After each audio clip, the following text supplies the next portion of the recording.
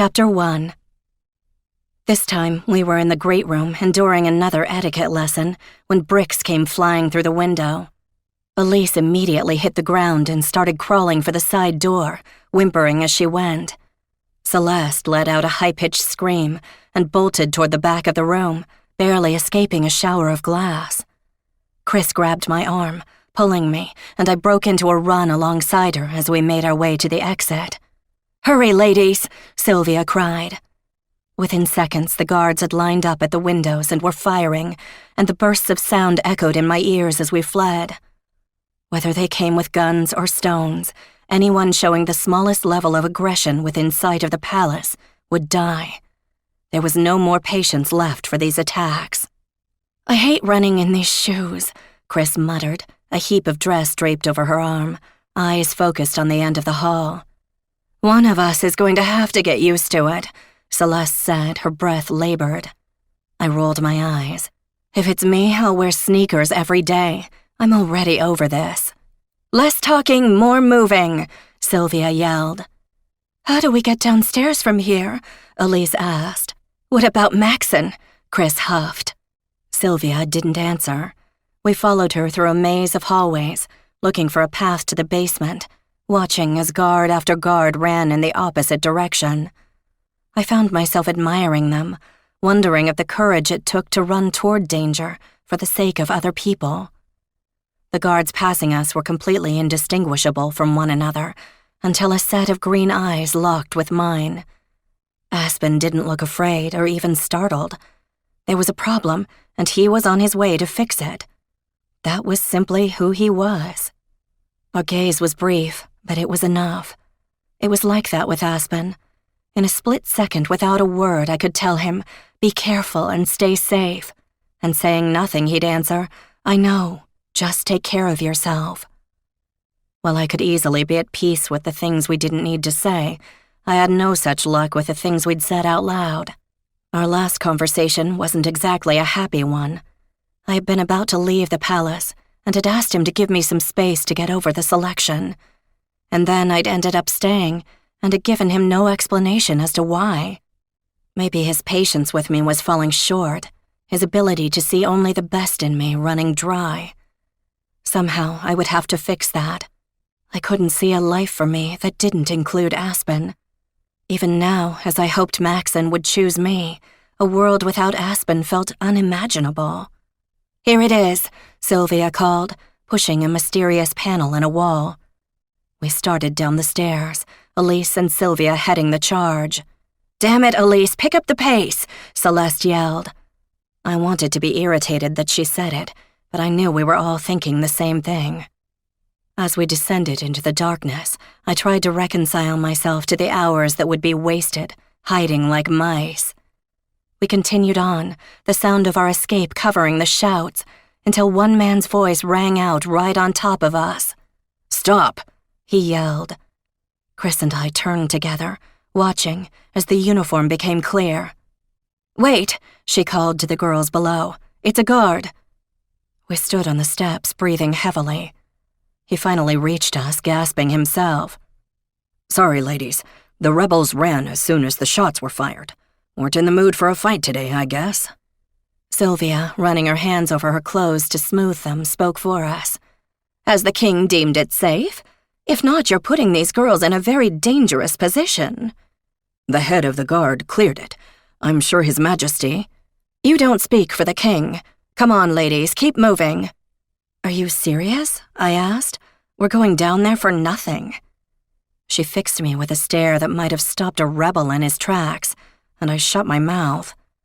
Sylvia and I had built a friendship of sorts, as she unknowingly helped me distract myself from Maxon and Aspen with her extra lessons. After my little stunt on the report a few days ago, it seemed that had dissolved into nothing. Turning to the guard, she continued, "Get an official order from the king and we'll return. Keep walking, ladies." The guard and I shared an exasperated look and parted ways.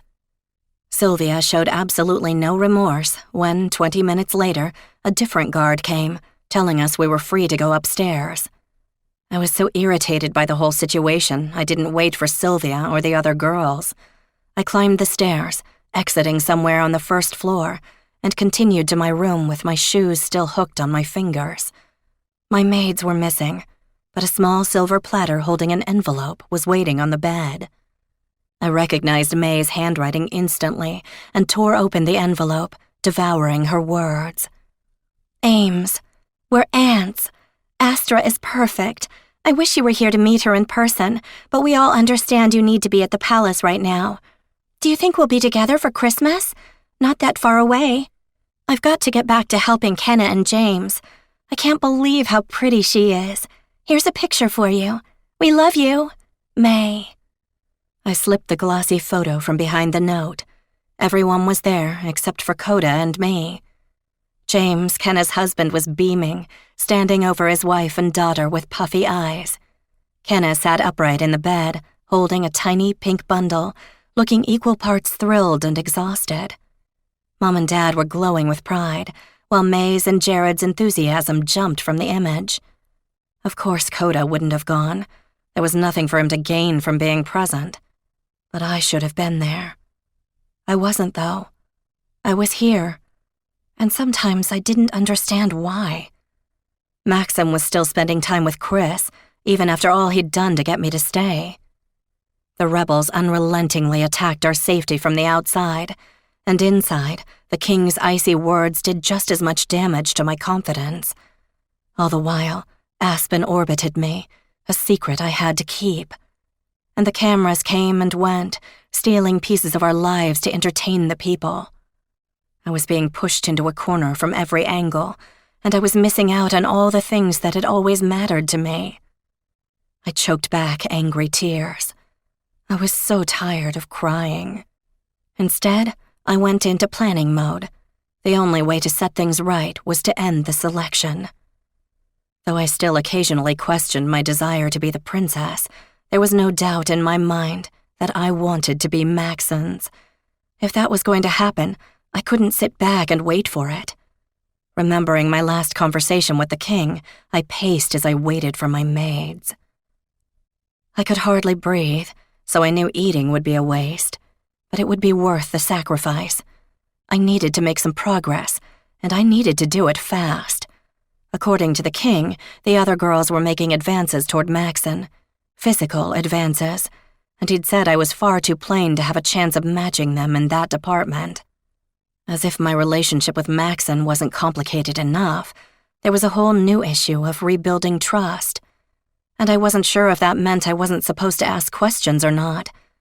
While I felt pretty sure he hadn't gone that far physically with the other girls, I couldn't help but wonder. I'd never tried to be seductive before. Pretty much every intimate moment I'd had with Maxon came about without intention. But I had to hope that if I was deliberate, I could make it clear that I was just as interested in him as the others. I took a deep breath, raised my chin, and walked into the dining hall. I was purposely a minute or two late, hoping everyone would already be seated. I was right on that count, but the reaction was better than I'd hoped. I curtsied, swinging my leg around so the slit in the dress fell open, leading nearly all the way up my thigh. The dress was a deep red, strapless, and practically backless, and I was almost positive my maids had used magic to make it stay up at all. I rose, locking eyes with Maxon, who I noticed had stopped chewing. Someone dropped a fork.